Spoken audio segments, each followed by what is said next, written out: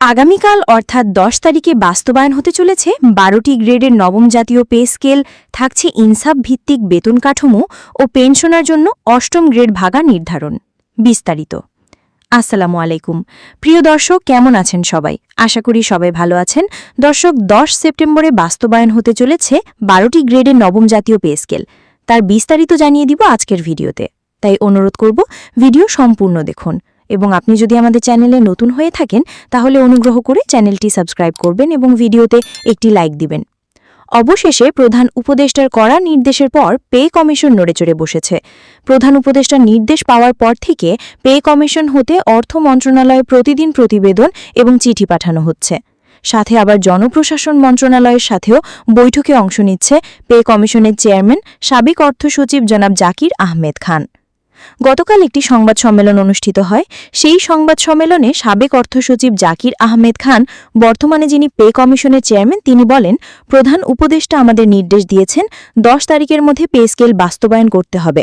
তখন থেকে আমরা পে স্কেল যাচাই বাছাই শুরু করি। পে স্কেল যাচাই বাছাই শেষে আমরা সিদ্ধান্ত নেই আমরা নতুন একটি বেতন কাঠামো তৈরি করেছি। সেই বেতন কাঠামোতে আগের মতো বৈষম্য নেই। এবারের বেতন কাঠামো হবে ইনসাফ ভিত্তিক। এবার বেতন কাঠামো 12টি গ্রেডে প্রকাশ করার সিদ্ধান্ত হয়েছে। 12টি গ্রেডে বেতন কাঠামো কার্যকর হলে এবং তুলনামূলক ছোট গ্রেডগুলোতে বেতন 100% হারে বৃদ্ধি করা হবে। কারণ গত সরকারের আমলে 2015 সালে প্রথম গ্রেডে বেতন 12,000 টাকা বাড়ানো হয়েছিল এবং 20তম গ্রেডের বেতন মাত্র 250 টাকা বাড়িয়ে 8,250 করা হয়েছিল, যা একটি বিশাল বড় বৈষম্য। তাই পে কমিশন অনেক গবেষণা করে এই বেতন কাঠামো তৈরি করা হয়েছে। বেতন কাঠামোটি আমাদের ওয়েবসাইটে দেখা যাবে।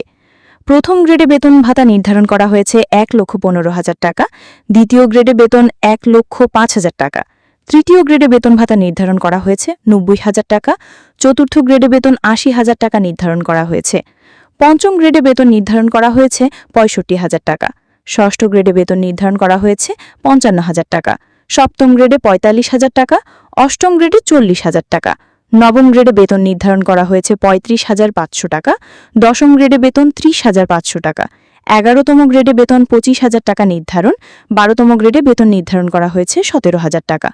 পে কমিশনের চেয়ারম্যান জনাব জাকির আহমেদ খান বলেন, এই বেতন কাঠামো অনুযায়ী আগামীকালকে নবম জাতীয় পে স্কেল বাস্তবায়ন করা হবে ইনশাআল্লাহ।